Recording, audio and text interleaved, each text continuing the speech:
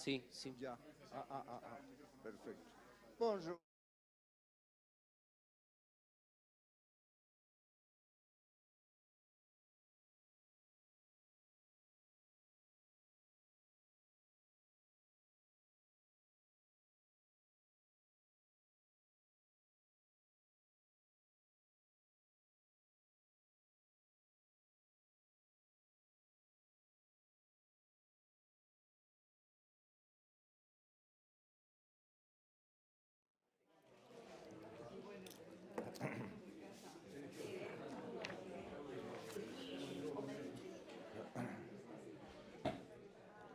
Buenos días.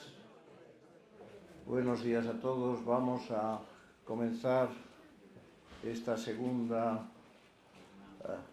esta primera jornada del Coloquio Internacional sobre Nobiliaria.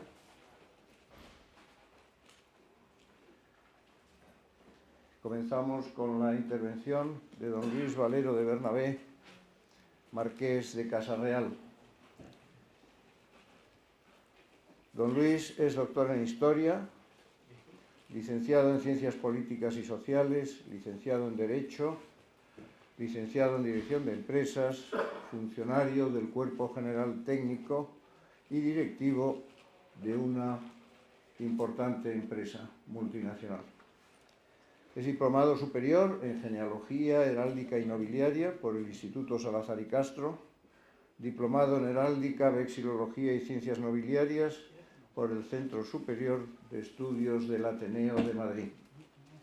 Ha sido profesor de Historia en la Universidad Complutense de Madrid, profesor de Nobiliaria de la Fundación Sánchez Albornoz, profesor invitado por the University of New Mexico en Estados Unidos y por la Universidad Moderna de Lisboa, profesor de la Escuela de Nobiliaria Marqués de Avilés, patrono y profesor de Heráldica en la Escuela de Genealogía de la Real Asociación de Hidalgos de España.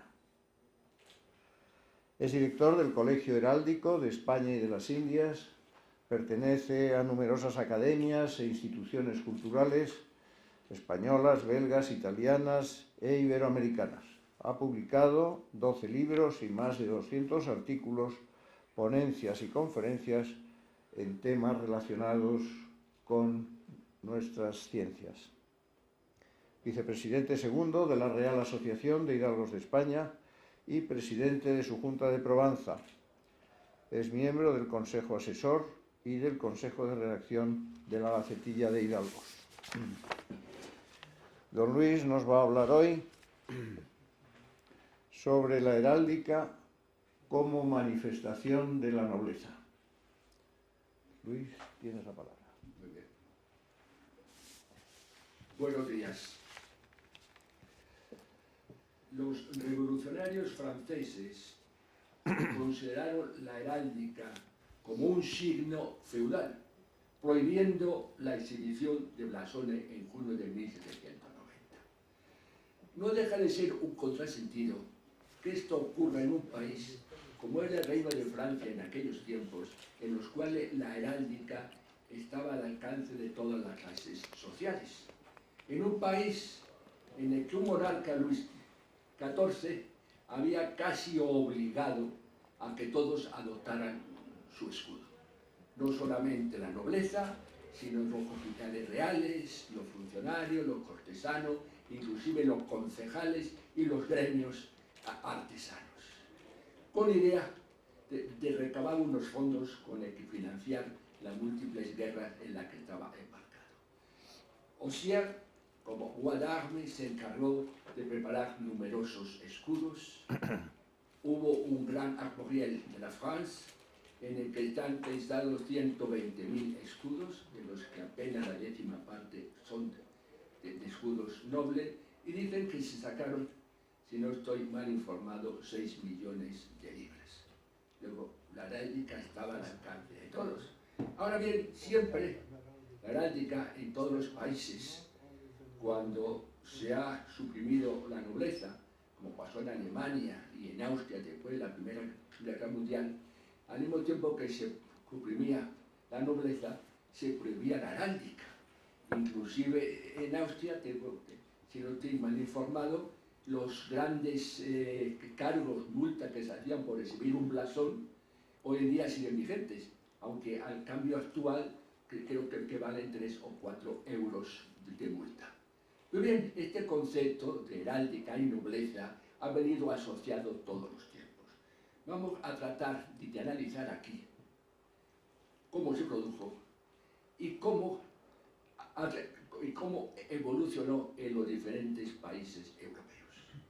Como ustedes todos saben, no me voy a detener, la heráldica surge como una manifestación de los torneos medievales. Tan importante es esto que en aquellos países donde no ha habido torneos, como puede ser Rusia, como puede ser Serbia, como puede ser Bulgaria, tardó muchísimos siglos en desarrollarse la heráldica, sobre todo la heráldica escutiforme. La heráldica desde un principio se consideró un magnífico elemento de identificación del caballero, pero al pasar a los herederos adquirió una nueva dimensión. Además de identificar, evocaba las glorias del linaje. Era el vínculo de unión entre el tenedor del escudo y el origen, ese primer autor del que descendía el linaje. Junto con el apellido fue el signo de reafirmación de los linajes. Se extendió normalmente empezó caballeros, luego príncipes, por toda la nobleza, incluso las mujeres y los clérigos. El honor nobles, ya que el concepto plebeyo no me gusta, en los países donde esta burguesía estaba más extendida, como eran los países del norte y de Europa, usaron como identificación unos emblemas, runas geométricos que reciben diferentes nombres, bumerques, tangas, y que era una primera heráldica o emblema, podríamos decir, porque su primer fase no fue escutiforme, sino en forma de sello signográfica. En el siglo XIV se va a producir la gran evolución que va a afectar mucho a la heráldica. Es lo que es un fermento renovador, va a recurrir Italia. Surgirá en Europa, en Italia en el 480. Va a afectar a la religión, habrá un gran cisma religioso. Va a afectar a la cultura, va a afectar a la sociedad. Hasta entonces, Dios era el centro del universo. A partir de entonces, el centro del universo va a ser el hombre. Va a surgir la burguesía como fuerza potente. Los monarcas van a apoyarse en ella para reafirmar su absolutismo e ir desplazando a los nobles de los centros de poder. La nobleza cada vez más queda relegada a una función ceremonial en la corte y su ejemplo para manifestarse es la heráldica. En el siglo XIV, en Italia, en Perugia, va a surgir un gran autor que es Bartolo de Sassoferrato. A él le debemos la iniciación del derecho internacional privado, la organización del derecho canónico, y tiene un libro, Tractatus Insignis et Armis, publicado en 1755, en el que nos habla por primera vez de la legalización de los blasones. Para él, blasón no es una cosa de nobleza. Cualquiera puede adoptar un blasón, un escudo, sea o no sea noble. Cualquiera puede hacerlo. Inclusive puede copiar el que tenga un noble. Lo único que recomienda para evitar problemas, roces, es que no copie al de un noble que vive cerca de él. Pero si está un poco más lejos, puedes copiarlo perfectamente. Lo único que no puede utilizar son las armas de dignidad. Esto es importante porque sobre eso se va a versar en el tratamiento que se va a dar en Europa al tema de la utilización de la nobleza, de los no nobles por la heráldica. España en aquellos tiempos estaba todavía en guerra contra el invasor musulmán. La guerra no acaba ya hasta 1492.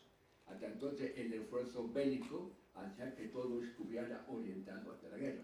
Inclusive la burguesía va a ser orientada a que se convierta en nobles y por forma de los caballeros ciudadanos. Pues bueno, surge un tratadista, Ferran Messià, en su novenario Vero, en 1492, que nos dice que la heráldica son unas marcas de nobleza. Es decir, insiste en ese carácter evocador de una tradición que se encierra en la heráldica y en el profundo simbolismo heráldico. Años más tarde, en la corte napolitana de Alfonso V, de Aragón y de Nápoles, donde tenemos a uno de los primeros, tenemos al heraldo Sicilia, que nos va a hablar de la simbología de los blasones, de los colores. Tenemos también a otro, que es Laurencio Valla, que su delibero arbitrio defiende, es un gran polemista, que incluso ataca lo de la donación de Constantino y que se basaba en los derechos de la Iglesia. Le voy a decir que la nueva heráldica es muy distinta de la anterior. La heráldica medieval ha muerto con el Renacimiento. Los blasones pueden ser usados por todos, porque un blasón no es nada más que un medio decorativo. Pero tiene una segunda constante muy importante, que es un medio de pretensión. Quien adopta un blasón pretende ascender socialmente. Es un poco parecido a lo que hoy día lleva a la gente a conseguir títulos falsos o a pertenecer a órdenes ficticias. La burguesía va a tratar de unirse a la nobleza. Ahora bien, ¿cómo está pasando? Por ejemplo, en España tenemos varios modelos. En el Reino de Navarra hay una heráldica solariega que pertenece al castillo, al palacio, se llama Cabo de Armería, y no al tenedor. Si en cambio al tenedor no se puede llevar ese escudo.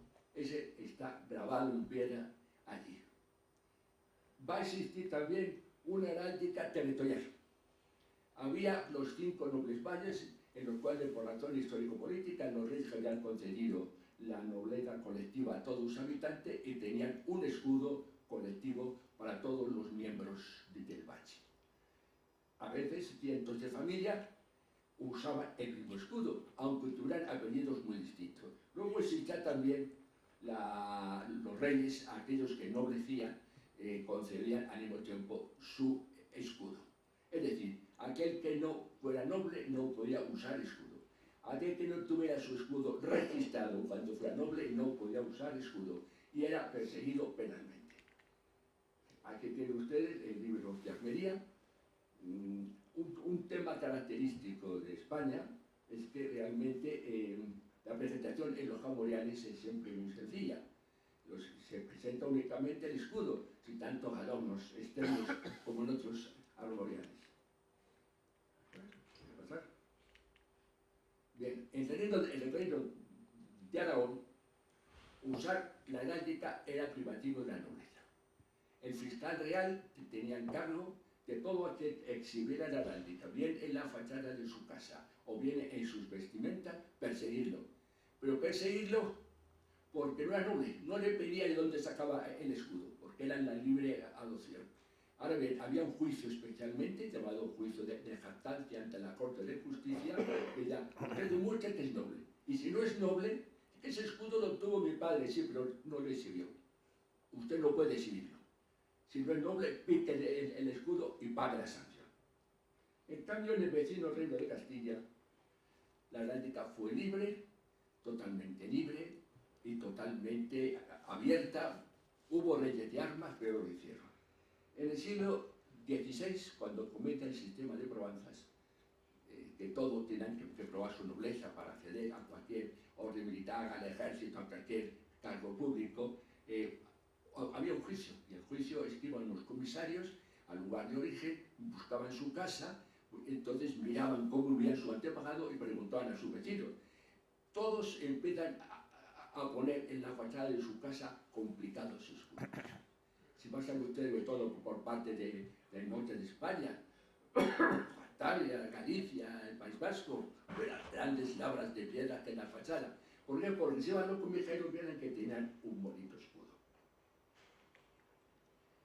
Este es un caso de pretencioso, La Liga de Caballeros de la Compañía de Santiago eran mercaderes, era la caballería ciudadana, eran burgueses enriquecidos que debían mantener armas y caballo, y sacan un escudo como si fueran caballeros antiquísimos. Para mí es el más pretencioso libro español, armorial español que tiene.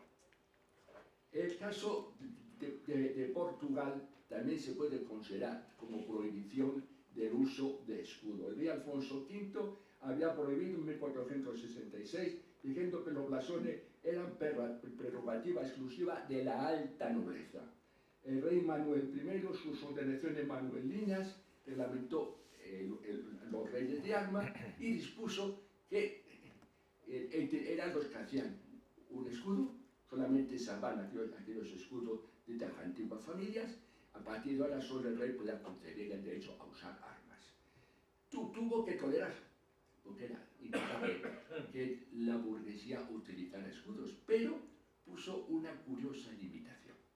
Por supuesto, no podía usar ningún adorno externo, ni rimera, ni corona, ni nada de eso, pero no podía usar ni el oro ni la plata en el campo para el fondo del escudo. Lo cual quiere decir que si el fondo tiene que ser ligeramente de color, bule, sínople, tal, las figuras tenían que ir a natural, dibujadas con extraños colores. Eso ha llevado a desvirtuar la heráldica portuguesa, e incluso hoy en día es una heráldica en la que la norma esa que prohíbe superponer esmaltes de un mismo grupo no se cumple. De hecho, hubo muy poquísimos escudos en Portugal, había 618 escudos registrados en el siglo XVI. El Reino de Francia, bien, ya expuesto, surge la heráldica, es uno de los primeros países de Europa en que surge la heráldica caballeresca, feudal. Luis XIV la abre a todos, los revolucionarios la prohíben, llegan a picar y destruir verdaderas obras de arte, vajilla, porque tienen grabado un escudo. Napoleón, al restaurar los titres d'Empire, vuelve a crear la heráldica, pero solo para esos títulos imperiales. Este es el Armorial de France, como ven ustedes también, bastante sencilla, la presentación de los escudos. La heráldica napoleónica es una heráldica tremendamente regulada. Todo está marcado, todos los atributos, inclusive los atributos de dignidad, no solo están en el exterior del escudo, sino en el interior del escudo, en forma de cantones, en forma de palos, fajas, todo está reglamentado. Y solamente para los títulos del imperio y para los caballeros de la Legión de Honor y de la Reunión. No sobrevivió a su creador. Con la restauración monárquica se suprimió esto y se volvió a la heráldica abierta a todo, que es lo que sigue actualmente. La heráldica belga, la heráldica de Flandes, que era entonces, es una heráldica que sigue el mismo modelo que la francesa, que la española, la portuguesa, en cuanto a el campo del escudo y a los adornos externos. Distingue perfectamente ya entre la heráldica de los títulos del reino, por una serie de coronas. No sé si les he dicho que Felipe II reguló en 1569 en la monarquía hispánica el uso de las coronas, reservándolo de rango únicamente a los títulos, aquellos que tenían un título nobiliario y de acuerdo con la categoría del título. En cambio, en los Países Bajos es más confuso. Cuando las provincias unidas se separan de la monarquía hispánica, en 1579 se desregula la heráldica completamente, ya no se van a nombrar más reyes de armas, hasta que en 1815, tras la fase napoleónica, se crea el reino de los Países Bajos y de Bélgica, pero existen dos clases de nobleza: la nobleza de cuño feudal, con antiguos blasones, y el patriciado, que son las principales familias burguesas que monopolizan las instituciones de gobierno en los ayuntamientos de la República. La heráldica es un medio de identificación, ya que los apellidos se han desarrollado muy poco, es un sistema de patronímicos nada más, hasta la época napoleónica, no hay apellidos, y perfectamente se diferencia la heráldica nobiliaria de la heráldica de burguesa.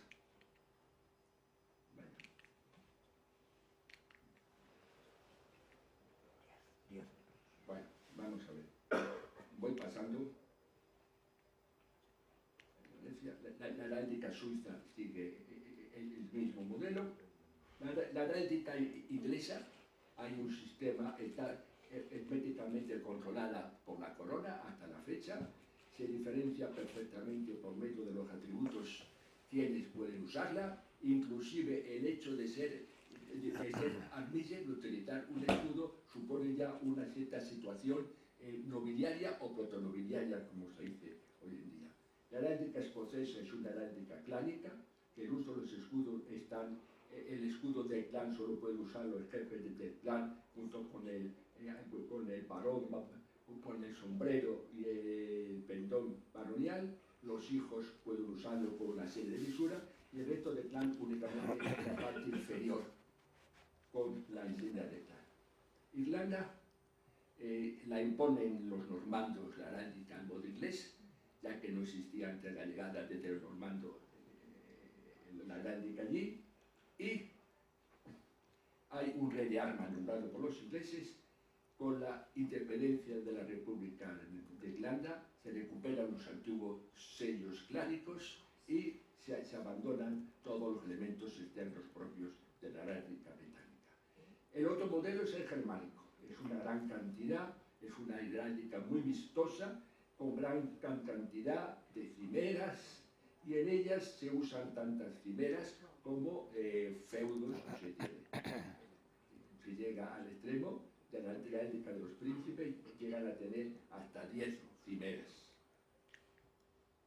La heráldica austriaca, Austria perteneció al Sacro Imperio Romano Germánico hasta su disolución en las guerras napoleónicas, y su propia.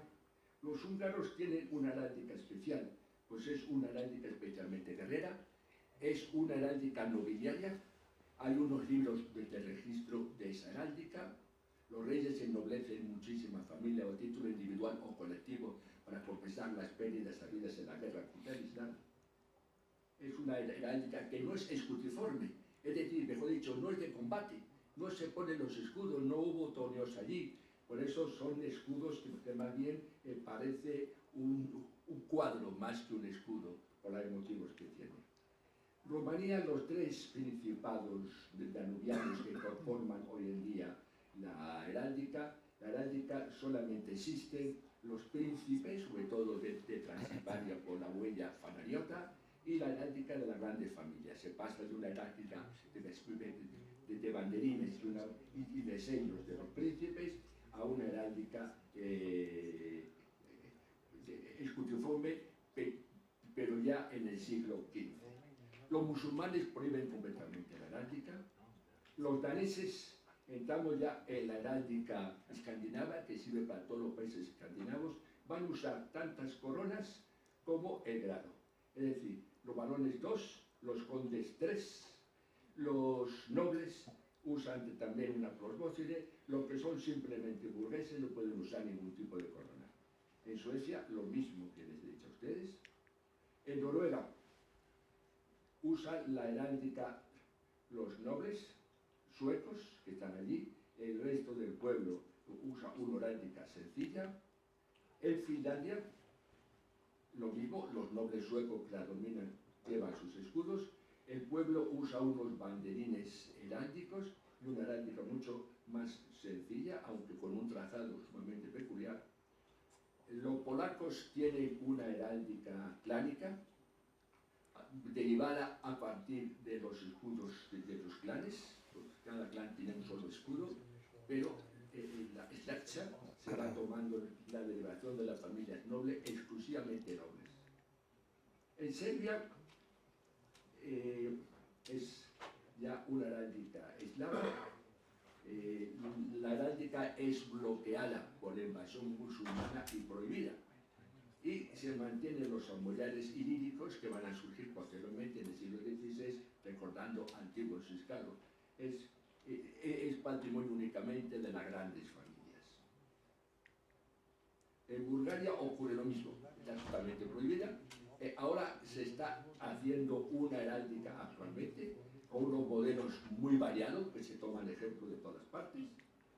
En Rusia, la heráldica surge ya en época muy avanzada, con el zar Pedro el Grande, y será una heráldica para los príncipes sumamente abigarrada. Los soviéticos suspenden el uso de la heráldica y hoy en día se está desarrollando una heráldica en forma de casco cerrado. Me hubiera gustado el poderles hablar a ustedes con más detalles sobre el tema, pero desgraciadamente el tiempo está muy tasado y no quiero pasarme de este tiempo dando lugar por si hay alguna pregunta que me la hagan. Muchas gracias.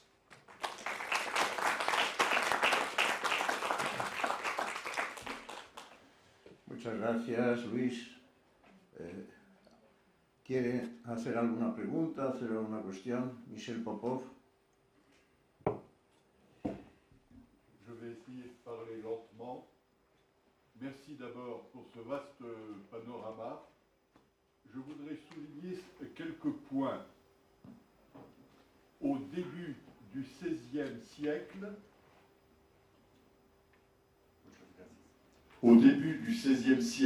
en France, on a fait des statistiques sur l'appartenance sociale des porteurs d'armoiries et on arrive, grosso modo, parce qu'on ne peut pas être toujours sûr du résultat, mais que les armoiries non nobles, déjà donc avant le grand armorial imposé fiscalement par Louis XIV, les armoiries non nobles, déjà en France, représentent 60% de l'ensemble.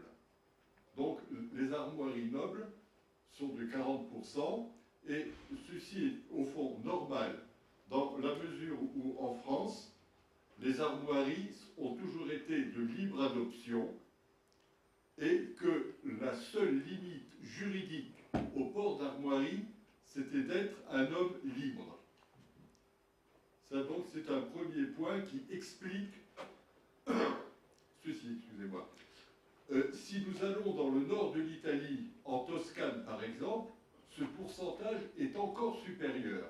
On arrive à peu près à 75% en Toscane d'armoiries non nobles pour, disons, 25% d'armoiries nobles. Cependant, il convient de souligner qu'il est extrêmement délicat de faire en Toscane la différence entre familles nobles et familles non nobles. Parce que c'est une affaire de chronologie. À la limite, les Medici, si on les prend au XIIIe siècle, sont-ils nobles? La réponse n'est pas aussi évidente que cela peut paraître à première vue. Un deuxième point que je tenais à souligner, vous avez parlé de l'origine des armoiries liées au tournoi. Ce qui est vrai, mais ce qu'il faut savoir, c'est que là, nous nous situons au tout début de l'apparition des armoiries et que les tournois ne sont pas la rencontre de deux chevaliers rompant les lances, mais c'est une véritable mêlée, c'est deux équipes qui font une joute sur un territoire qui correspond généralement aux limites d'une paroisse, d'une ou deux paroisses. Ce sont souvent deux équipes de 50 à 60 chevaliers qui se battent, disons amicalement, mais enfin quelquefois il y a des morts, mais il a fallu quand même distinguer les équipes, et c'est une des causes de l'apparition des armoiries, disons aux alentours de 1050, 1066, 1100. Les limites sont extrêmement vagues, mais là nous nous situons entre disons la Normandie et le sud-est de l'Angleterre. Dernier point, et j'arrête, c'est au sujet de l'héraldique napoléonienne. Bon, tout le monde la connaît, on ne va pas insister, mais il faut savoir que déjà, cette tentation d'uniformisation des armoiries, suivant le rang ou suivant le métier ou suivant autre chose, apparaît dès 1360 dans un armorial conservé à la Bibliothèque nationale sur les hommages de Clermont en Beauvaisis. C'est un exemple intéressant en ce sens que il y a la liste de tous les fiefs et de ceux qui tiennent les fiefs. Il y a donc toutes les grandes familles, bien sûr, mais il y a aussi de tout petits personnages, des bûcherons, des forgerons et autres, à qui on attribue systématiquement des armoiries avec des meubles en fonction de leur spécificité. Voilà, c'est quelque chose que je voulais souligner. Devant ce riche panorama, on ne peut pas répondre à toutes les questions que vous posez, Alain. Merci. Merci. Bien, No te alargues mucho porque Monsieur le Marquis, seulement une observation concernant ce dernier tableau. Ici, vous avez deux familles, des deux familles qui n'existent pas, Comte de Koucha et Baron de Chaska. C'est pas la noblesse russe, probablement ça n'existe pas absolument, peut-être que titre imaginaire. Les armoiries russes sont assez formalisées et depuis l'époque du Pierre le Grand, il existe, on avait interdit aux personnes qui n'appartiennent pas à la noblesse d'utiliser les armoiries. Aujourd'hui, naturellement, quand les héraldiques des familles n'existent pas formellement en Fédération de Russie, il y a beaucoup de personnes qui descendent des armoiries à la mode nobiliaire ou non, mais parfois on peut trouver dans l'Internet quelques images qui ne sont pas historiques. C'est pourquoi si vous avez besoin, je serai heureux de vous donner quelques autres exemples. Et ce que concerne les armoiries, c'est pas le type utilisé d'habitude dans l'héraldique russe. D'habitude, les nobles utilisent les casques comme celui dessiné aux armoiries de ce prétendu baron. La couronne est utilisée presque toujours, et c'est la couronne nobiliaire russe qui est la même que la nobiliaire allemande. Et ce type probablement, ce sont les versions contemporaines de quelques armoiries historiques. C'est pourquoi, si on présente l'héraldique de notre pays, nous serons intéressés d'avoir les exemples plus historiques. Mais je vous remercie pour votre communication qui est très importante aussi pour moi, car c'est le problème que vous me posez, c'est que l'héraldique, c'est quand même une manifestation de la noblesse. C'est une observation très importante aussi pour préciser la situation de quelques familles appartenant à la noblesse russe. Merci, monsieur le Marquis, c'est très intéressant. Merci. Merci.